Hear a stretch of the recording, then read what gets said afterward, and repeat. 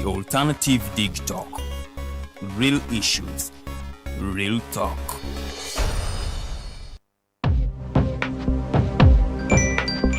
Go to the church, Tawali man, what's up? Man, can you imagine people just dump everywhere? Someone drinks water and throws the bottle wherever. Come on, Rogers. What else do you expect people to do with an empty bottle? Simanya now, did you know that plastics take at least 450 years to decompose? What? That's a long time. Exactly. Because plastics are made out of a lightweight and flexible material that doesn't decompose easily.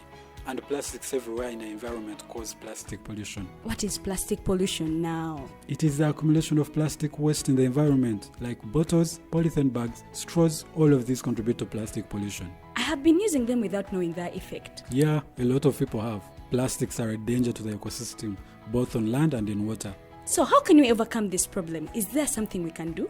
Oh yes, we can reduce by minimizing the use of plastics, reuse by repurposing them, or recycle by collecting and processing them into new products. Everyone wants to change the world, but no one wants to change themselves for the world. How about we change our habits for the world? And it starts with me and you. This message is brought to you by Alternative Digitalk.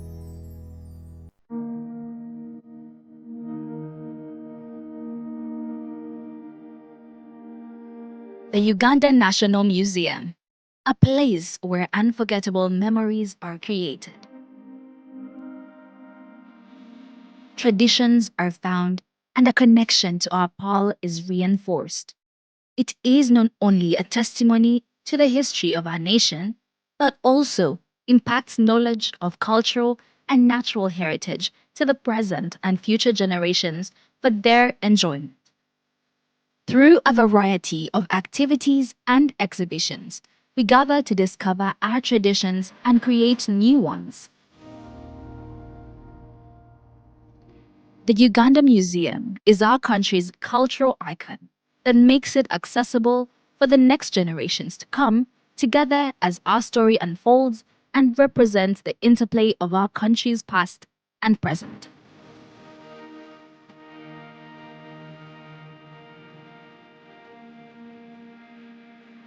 It is in our history, but also in how it has evolved to embrace optical satisfaction and new influences. Our identity as a country is not only a moment in time, but also a journey of where we have been, where we are, and where we are going. We invite you to experience the authentic heritage, rich history of Uganda. Welcome to the Uganda National Museum. This message is brought to you by Alternative Digitalk.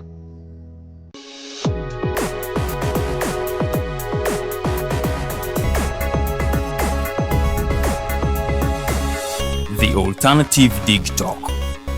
Real issues, real talk.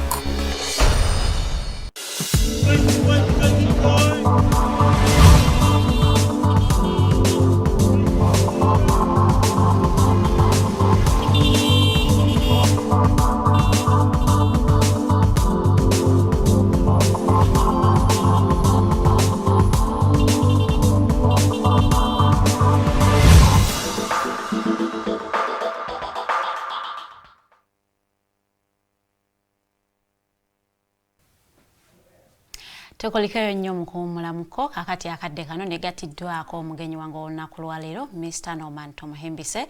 Ono nga is an author, he is the national coordinator wa Alternative Social Movement and he is the executive director wa TikTok TV. Tugenda kubanga twogera nsonga za byabufuzi nga bwe tuwande reference ku butabo bwazze nga awandiika. He makes some predictions, political predictions. Some of them come to pass, others ne ziba nga ate munnange teziyiseewo, but most of the prophecies he has made have come to pass. Kati awo omuntu weyeebuuliza munnange gwe ebintu ebyo oba babitegedde otya oba obimanyi otya, oyina insider kuba abeera kubagulizaako nti kino kigenda kubeerawo, oba it is God given wisdom nti omuntu asobola okutuula n'ategeera nti according ku nsonga nga bwe zitambula this might happen, this might be the result. So ngenda kubanga nkubiriza nnyo ebeerako tusobola okubanga ate tutambuliza section wamu etunyumire nga bwe tuyiga. Ogenda kubanga okozesa comment section ku Facebook The Alternative Uganda oba TikTok TV, teekamu ekibuuzo kyo oba endowooza yo, ngenda kubanga ate mbisoma bulungi nnyo. Ate ku YouTube ogenda kubanga ate otusanga ku The Alternative Uganda. Wonna woba otusanze comment section gikozese ng'oteekamu ebibuuzo byo, ngenda kubanga ate mbiyitaayitamu nga show yaffe bwetambula bulungi nnyo. Tugenda kubanga twogera ku nsonga nnyingi okuli ku ebbago lya UPDF Act eriri mu Parliament, okubanga ate munnaye bate bakola ennongosereza obanga bakyusakyusaamuko, ate ne lya Political Party and Organization Bill nabo munnange bagala kubanga ate bakyusakyusaamuko nti buli pate etayina wegwa oba etaliyo kubanga etali member munnange tesiya kubanga ate eweebwa ssente. Tugenda kubanga ate tukitunuulira aba NUP bavuddeyo dda ne beekubirira ate enduulu bagamba this is directly targeting them, era nga bagamba nti naye wabula tebagenda kubanga batiitiira, tebagenda kubanga bafoosingibwa kubanga ate bayingira emikago gyonna egiriwo naddala nga tebakkiriziganya n'ebigendererwa by'emikago egyo. Tugenda kubanga ate tutunuulira n'ensonga ez'okuba nti ate ba opposition leaders bateekebwako ebisangosango okugeza nga ebya treason oba terrorism, naddala abo abakwatibwa nga bali mu limelight oba nga bagezaako kubanga ate baleeta change mu Uganda. Kakati ngenda kubanga nsooka nyimiriramuko katono nnyo nyanirizeeyo omugenyi wange atulamuseeko sobola okubanga ate show yaffe etutambulira bulungi nnyo. You are most welcome, Mr. Norman. Thank you. Bannayuganda batulaba especially n'abaana batulaba edda n'abaana ateekayo comments zammwe nga bwe mubyagala, naffe tuli wano okuwaayo endowooza zaffe. Good morning. Tomanyi emu ku nsonga lwaki abaddugavu tetukulaakulana kwona budde mu introduction babeera mu mikolo natandika protocol observed chairman LC wano kakana nga amaze dakiika 2. Probably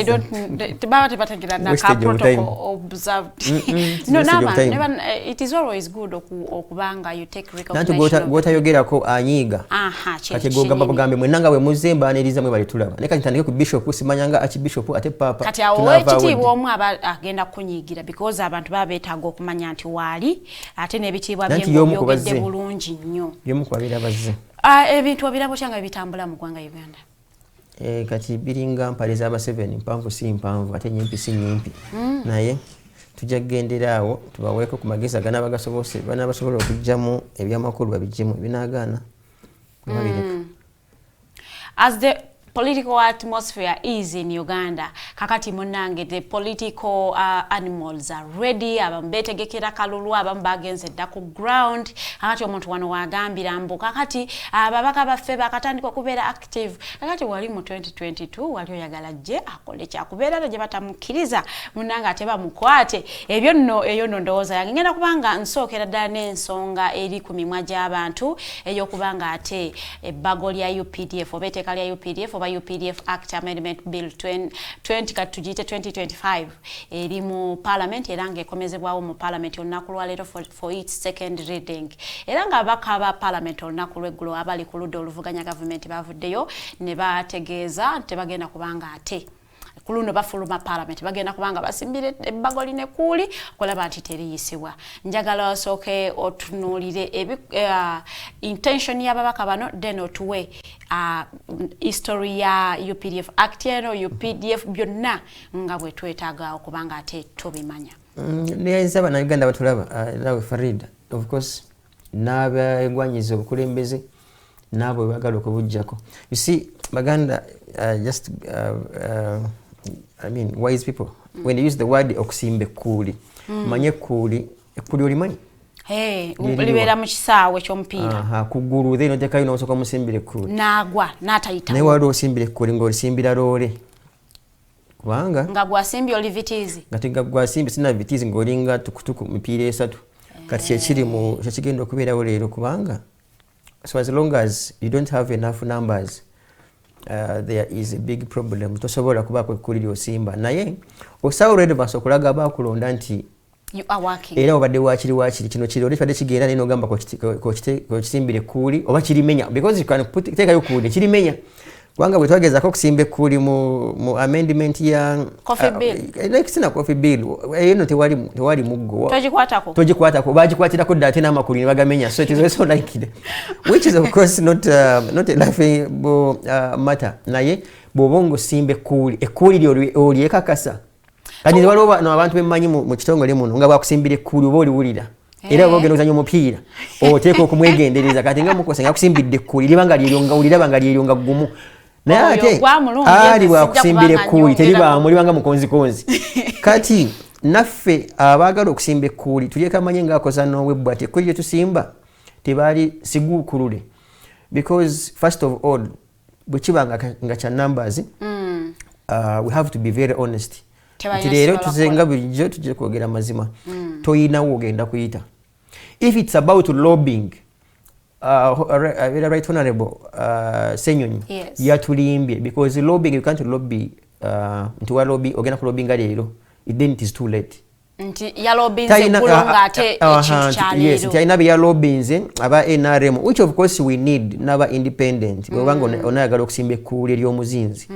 naye agerike byayiseewo toyina kuli ogenda kusimbawo era jangu mu parliament ogera oluzungu luli olukanga n'abalala tugende mu maaso oyo omukyala in fact I'm sure yagenda okugibera mu mutambo those of the eye and nay abatanakimalayo nga ayi bagana okubuka mu bbanga n'ategeera kye basoma n'atakitegeera waliwo ababaka bagenda okujja obuzinga just agenda kubeera ku kasimu kwe ku iPad bagambe nay eye at eye tamanyi bagambe bakobe ekibooko oba batuge tabuuza so there are those and the majority of course inclusive of my MP from Rwengo, Bukoto Midwest, and so many others. I had even thought back in the day. No, zinali manyita ina mu Uganda.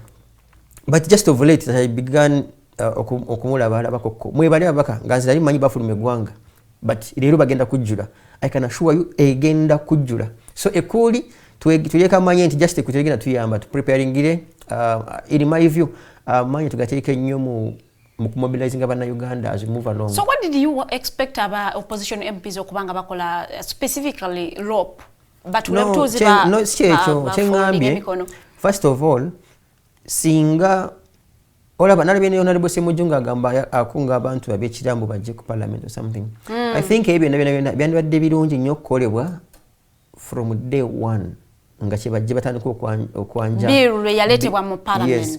Naye kati and I want Banna Uganda neba politicians of course politicians betaaga nnyo kutegeera byenjogera kubanga bo olumu bibasukkako nensa banna Uganda kati ye time ya politicking posturing kati kano ke kaseera n'atabeera nkona kyamakulu kyayayogedde emyaka 5 egiyise kati emitwe bagiwuuzumya bagitwala buli wamu kutulaga mu balina kye bakola gwe basunnako time ego ayinza okujja kati n'emiggo nagamba nzo mugongo guwedde nze banange enfa sawe nanfa no yagala omubuuza ate lwaki tosooka n'ova mu byobufuzi ne wejjanjaba n'owona kubanga nabyo kaweerege ngaddi lya bukadde you get atalina kye yali akoze katuli balabika and ekinewunyisa ku bannayuganda bannaffe bamanya abantu baabwe engeri gye beeyisaamu okutandikira kuba tukulembera kubali mu gavumenti n'abali mu opposition naye ekituluma ng'era we bajja era bakola ki side zonna bwe zituwuddisa but that aside bwe tudda ku UPDF Act Amendment Bill it is to specifically okwongera okutaanya ensonga lwaki UPDF Act was in fact even in any case lwaki UPDF yongayo yaleetebwa mu parliament to be recognized as a national army because it's on record Uganda yakafuna Magye if I'm not mistaken Magye ga mirundi 3 twayina King African Rifles bagitanga KAR bagali Magye ga Uganda naye nga gayambako Bungereza during the World War. Bali bayambako Allied Forces kati tugenda kusomesa batufune peni so bwegenda bwe tufuna independence Amagye agasooka mu Uganda bagayitanga Uganda Army UA obote amini wawamba obote ne bafuna UD Uganda Defense some would add UDF Uganda Defense Forces nga wala Tanzania TDF we Tanzania Defense Forces bwe bajja okuwamba amini ne bajjira under Uganda National Liberation Army /Front front ebanga temporary, it's a front muze kulwana, but when you capture power immediately, instead of, because mwati mucha ina front je mulwanyisa, it becomes an army. Okay. So it becomes UNLA, Uganda National Liberation Army. Ago majetsi ga kusatu. Yes. Ono musajja mukuru Tibuhaburwa bwagenda mu nsiko agenda na forminga NRA. River is from NASA that was now between from NASA yajanga another wing ngegeza ko confronting Amin. So one of bamalo kuamba from NASA was dissolved nga nebulira mu UNLA. That is why bamalo kuamba government wano Museveni was the chairman, the vice chairperson of military commission nga deputizing Paul Muwanga. Okay. So he goes to the bush n'agenda nebangumya mutwe abaana abefujjo abakuno kyemba tendako mutima batusinga omutima akola NRA, National Resistance Army. So when they came here between 1986 and 1995 he tried to tambira under NRA. So but tutambira NRA batandika okugamba nti no NRA ejja kulabika nga still a rebel outfit. Omuntu omu kubenchasinzo okukkiririzaamu nti baali balina they were quick thinkers nga genius in reasoning, now with the late Noble Mayombo. Aleta motion nga gamba nedda amagye ga Uganda tugayite UPDF, Uganda People's Defense Forces. This motion was brought in Parliament. Yeah, it was brought in Parliament during the CA. So in 1995 they established UPDF as an army, as an entity, an institution. Uganda People's is of people, S with an apostrophe, P with an apostrophe. Amagye g'abantu, People's Defense Forces. Forces here, abatakimanyi, stands for a variety of forces. By 1993, during the CA and 95 Constitution, we did not have forces at the time. In fact, from 1986 up to 1993, tetwalina forces. It was literally one force, National Resistance Army. It's an army. Baletamu forces to create space, air force, land force, armored brigade, which other force, marine, n'abalala. That is why between 1986 and 1993 NRA yabeeranga ne army commander ng'eyina army chief of staff, one chief of staff. Kati baina joint army chief of staff. So he's a joint who joins air force, land force, marine, n'abalala. Okay. So his motion was now to prepare the Uganda's army's future with forces. But the logic behind creating forces had been copied Bajija mu Kenya, especially after the failure coup Kenya under Moi in 1989, because amagye gageza okwagala okuwamba Moi naye olw'okuba nti they had different forces.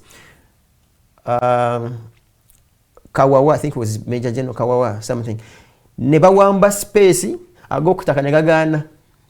Abali bawambye obwengula bwa Nairobi ne Kenya nga tebakyalina kyakabagamba amukome wansi tubayole bulungi kubanga ate nawo gavumenti ng'oli mu bbanga. So kati mu mayombo abaana abagezigezi b'ebiseera bagamba kitegeeza okuleetinga forces z'enjawulo, it's literally it's a divide and rule. Nti osobola okwagala okuwamba ng'okozesa land force, air force ne gamba ojja kibeeramu wekka, oba ng'osobola okubuusa zimigi n'obeera mu bbanga. Tosobola kulira nga mpungu, tosobola kulira mu bbanga ng'ate wansi gavumenti eri wansi. So it was a technical move to create a variety of forces. But also okuteekawo embeera ya efficiency. Tosanga ng'olina omusirikale nga ye ngalo sajja. Kati so nga bateekawo specialization. Owa air force abeera air force, owa land force abeera land force, owa armored brigade abakozesa zitanka n'ebirala babeere nabo nga balina expertise mu ekyo. Abamarine nabo nga bo bakuwugga, bakulinda mu yeekera, whatever it is mu mazzi. So ne basaawo that act. It comes, okay, UPDF comes in board or at play. Naye bwe tudda mu history wa court martial in particular, atandika in around the 15th century. Neera nga etandikibwa rather bakabaka n'abalala nti bw'okolanga ensobi ng'oli mukusavinga mu magye babeeko be bakuyisaamu purposely, especially mu ntalo to restore discipline mu magye. But in Uganda in particular, court martial had been there, naye not as active. Kubanga naddala nnyo yakolanga nnyo yateekebwawo nga mateeka yabadde nga court, not even a court, disciplinary committee within the army. Nga bwe wandigambye nti digital, if as an organization may have an HR. HR akwasisa empisa ina kubuuza lwaki wazze late, lwaki wayambadde inappropriate, or to mention but a few.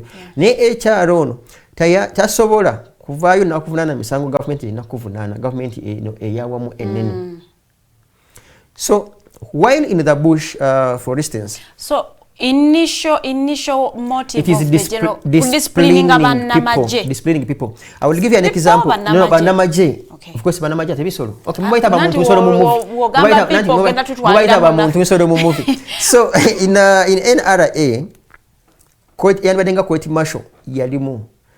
In fact, Sam Magara was the first army commander mu NRA. Around 1982. Abasirikale bagana okugenda okulwana nga bagamba emundu zaali ntono n'ebyokukozesa. Museveni by then chairman high command n'abagamba nze kangende nze kanwane ko Magara ngenda kuteeka mu court martial. Now that brings about a picture of discipline. Magara agamba Museveni geza weta ntalogende mbuno ogenda okulwana wekka nga tugambe teri mundu zigenda kulwana tugenda kuteeka mu ki nakakana. It brings about the picture of discipline. Kati wetugeze nga tukulakulana ng'eggwanga n'amagye okwengera obungi. The first structure of an army is called a section. Section ebiramu abasirikale 12. Abasirikale 12 kubanga tuwanga tubawe history wa court martial and army structure. Abasirikale 12 bebano era ne bombabeera mu town ne bebera police n'abalala batambula bali 12. Bwe mutanda kati mbawa kati ngaffe people with expertise kati tuze kusomesa olaba nga amagye agatambula mu town babeera 12 abiri mu bana to mention but a few. So abatandikirwako nga bonagamba administrative unit etandikirwako mu magye. Okay, in any force there are 12 people. 12 people bano babeerako gwe bayita siginoola yakwata ki radio call. Babeerako gwe bawandiise section IO intelligence officer owa section eyo.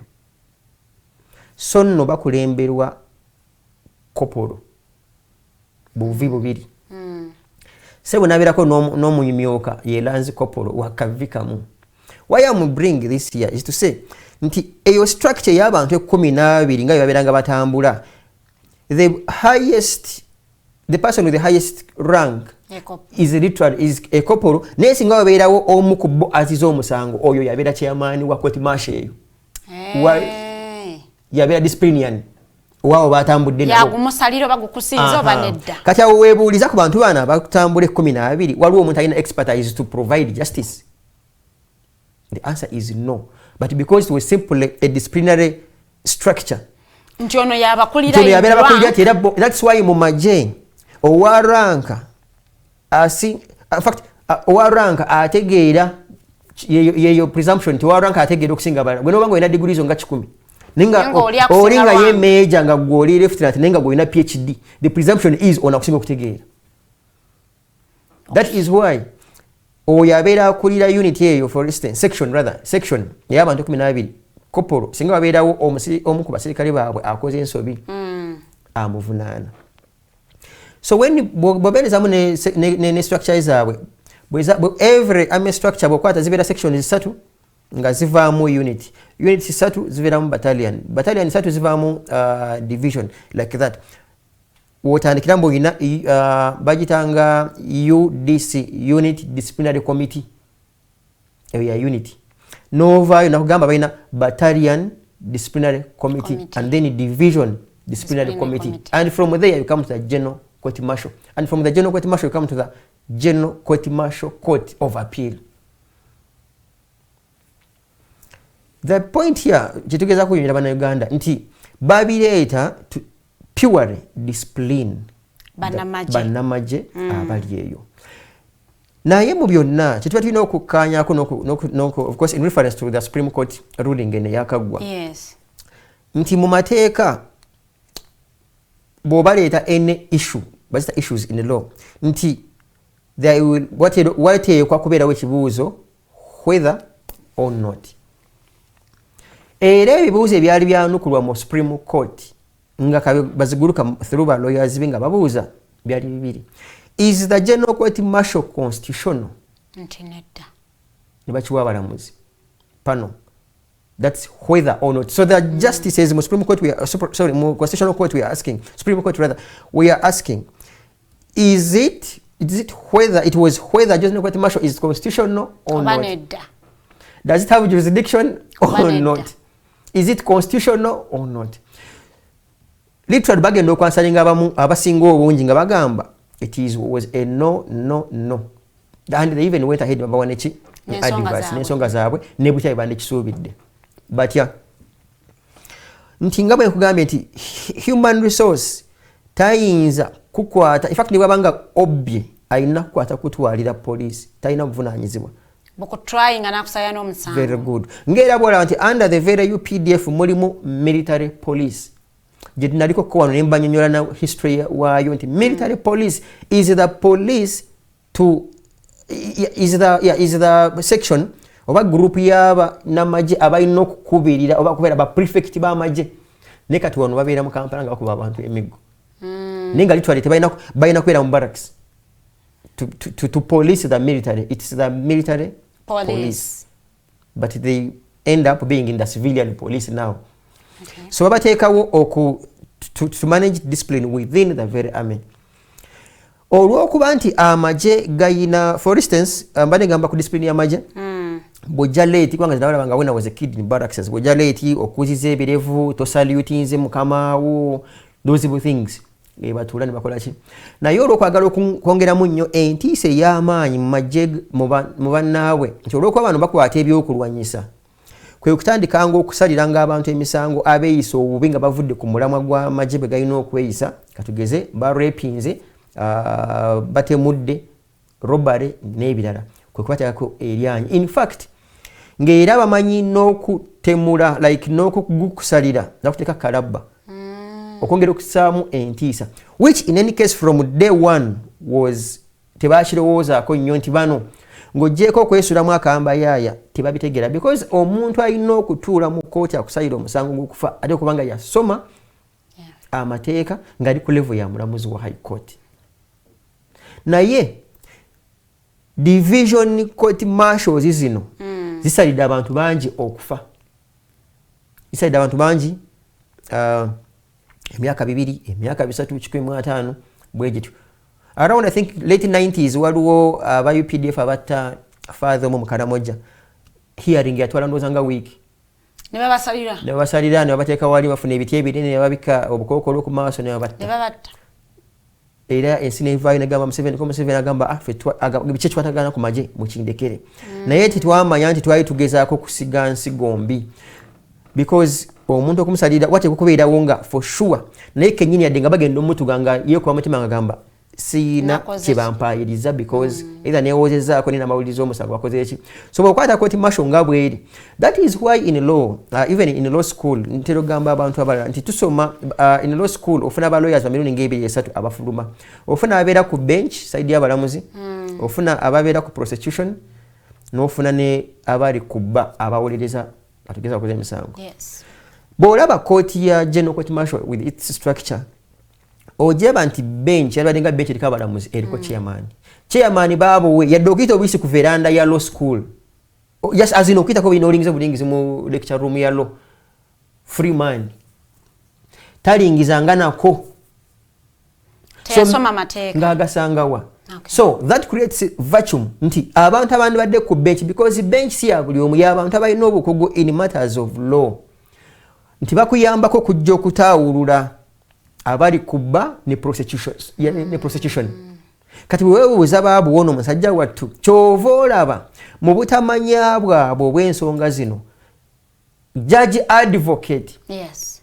literally yalinga omulamuzi because bwe bagamba ono basibe eroni judge advocate ye yagamba oli yatukiza butukiza judge advocate yakola ki yasalawo kyeyagamba not using his brains because he lacked the expertise and eyo argument yaffe era ne Supreme Court tegamba by the way yo tegamba mbajjewo court martial si bwe egamba naye egamba they lack the expertise tebayina expertise oba okugu tebabuyina era ne ba advisinga era nzijukira yadde si ye muntu gwenzikirizamu ennyo nenjukira winyo dolonga abisoma bulungi nga bagamba you can take this advice or otherwise nga bagamba bweba nga bagadde era nga mwina amendment bagifuule nga division nga boolaba tuyina anti-corruption division tuyina commercial division tuyina international crimes division not a court no I mean division nga it is part of the other structure ya judiciary nti bw'ogifuula division kitegeeza n'okwapointinga abantu abanabeera mu kooti eyo kijja kutambulira mu nga judicial service commission bweragira nti tekijja kwewuunyisa kufuna lawyer aqualifyinga kuba nga omulamuzi oba mujje mu balamuzi aba high court ba whatever it is mubajjeyo mumuteekewa mujje n'okweti mashu. That is the point. Tekitegeeza nti bo bali against court martial because it is equally important. Naye mu byonna with people abalowooza nga nze tewandyagadde kukwata kutabika bintu kyova olaba it is very rare akatogo k'omuceere bakayita perawo tebayinza kayita katogo era toyinza kukwata muceere ogulwa mu matooke noga mufumbye katogo akatogo kabeeramu supu pirawo tabeeramu supu kati kaba kanjawulo kati bandirese UPDF ne managinga discipline yayo era kyabateekesaawo bu court martial bwabwe nti bategeera ensonga zaabwe ez'amagye nti omulamuzi civilian tajja kutegeera makulu ga kusalutinga mukama wangu omusanze because he doesn't relate naye ye munnamagye gwe bagenda ne bayiringisa ne bamuwa ranka ya major gwe noja ngo dibisa nogano omusalutinga akirabanga in discipline which a civilian mulamuzi may not understand. Literally to say court martial yandisigaddewo ng'ekola ebyagitandikisaawo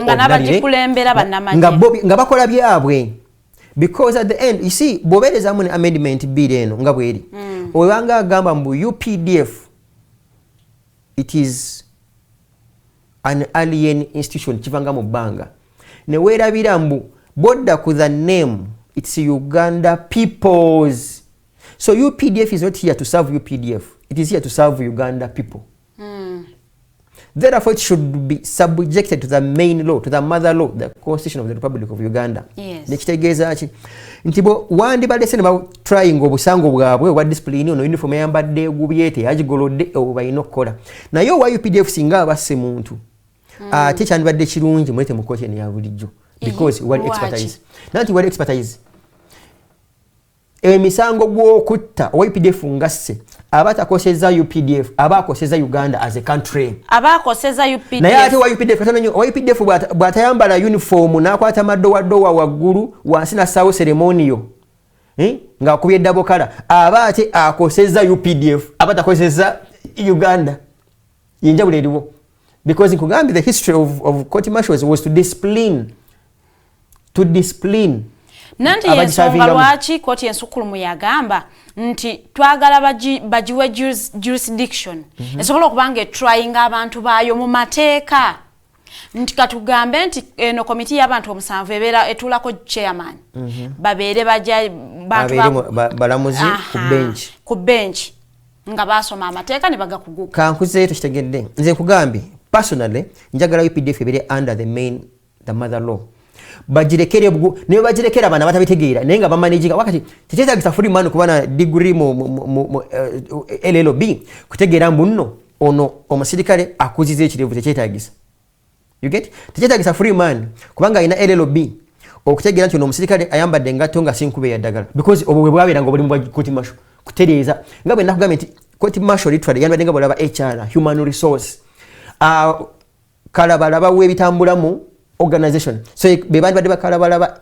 mu bitambula mu ki mu UPDF naye ate wekyewunyisiza kukwata muntu wa UPDF nga akoze robbery ate n'omukyaji nga kugamba under penal code you get and yet it is also possible and it would be ideal bwe bakola kino emisango bano gye batalinako expertise babate mu kkooti eno gye tumanyi so kati gwe okiikatiza ogamba nti UPDF esigale nga bwebadde tribunal ekole obusangosango obutono tebagilegalizinga kugifuula kkooti yazitasibye amapesa ku uniform engato yagipolishinzi yaganya okusalutinga yasibye ekikalu ebyo awol absent without official leave yatolose mu Magye desertion yagatolose mu nemundu those things nebisangibwa nga bibasukako okumanya they have they baina either or either bakole ekyo oba bakkiriza okukyamendinga mu amendment eno mwanigiddemu bagifuule nga division tukitegeere ntajja kutuula aba civilian ngena appointing authority siya ranka siya mukulu mu 7 naye bere ngeva mu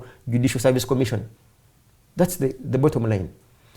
Ate mukyawule ekyo mukyawule kukuba nti nno bannayuganda tebagala kwakola ki kuba tryinga nedda tufa kimu omuntu akutryinga abitegeera kiringa kukwata kadino nga akutaputira enneeyisa y'abasiraamu. Bw'oyogera ku appointing authority mu nnongosereza eno eya UPDF bill bagamba nti high command egenda kubanga eronda abantu bano 7 ababeera ku committee. High command ebeera mwani nga beebuuzizzaako ku Judicial Service Commission kati baate batambulidde mu mateeka. High command erimu Museveni yabeera chairman high command. Bagambe mu nnongosereza zirimu bakyusizza kati akulira high command ye CDF. Tata we yani? Ye Museveni. Museveni akola ngani mu ggwanga muno? Kati webuzibu.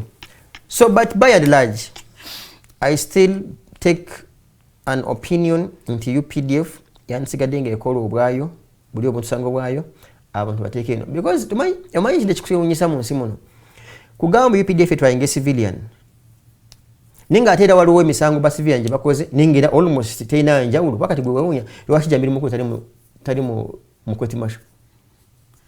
Someone was telling me that is a rare case. I don't know why it is rare and why not those are the bibakoyisa okweka ebintu bino naye mu byonna it is to say UPDF doesn't have expertise.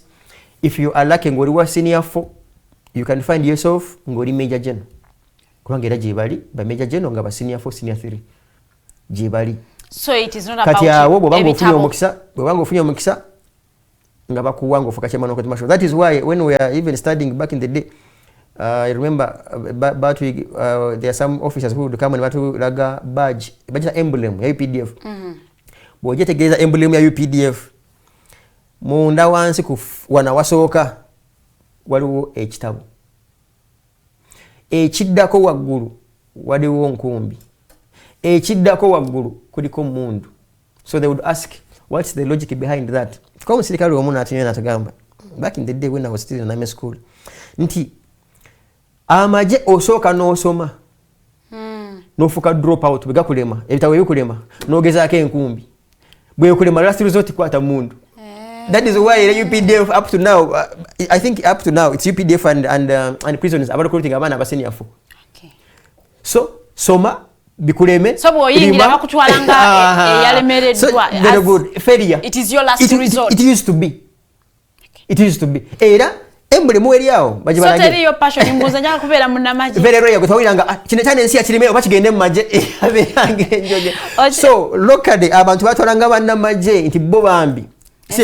Si bategeere nnyo reasoning ya kibogwe ngojja kandi bambe bagendanga babatereza nagone gabanga gesi misa muyigiddemu n'abasomye kati muyigiddemu n'abasomye naye this metamorphosis eno it has taken time so batukirize naffe nti bannamateeka basoma tetulina abantu tebannabeera nabwesigwa bungi nnyo mu abo abantu batwalanga ng'abataasoma nti it used to be a last resort nga bagamba omwana gwe nageze mu Magye emirimu gyamubuze. It was a talk. Owewa chali ku Might Drive tugenda kubanga tuwumulamuko katono nyo bwe tukomawo tuyingire ekitundu kyaffe ekyokubiri nja kuba mpita yitako mu comment section ate tugende ku nsonga yaffe endala. Ensonga lwaki abantu bonna abavaayo bagamba nti tetukkiriza UPDF kubanga ate trying aba civilian mu army court. Nze kyendabira ddala nga bw'oba okitunuulidde n'okiyekanya bulungi abantu be baagala batrying eri mu general court martial omuntu yanigambye nti kituufu babatrying eri lwaki civilian n'okukozesa emmundu. So ebintu bingi nnyo there are those categories of people they want to try in the general court martial to instill discipline, maybe even fear. So high court teyamu discipline? Maybe erwawo tuwumulako katono nnyo tekomawo. Thank you.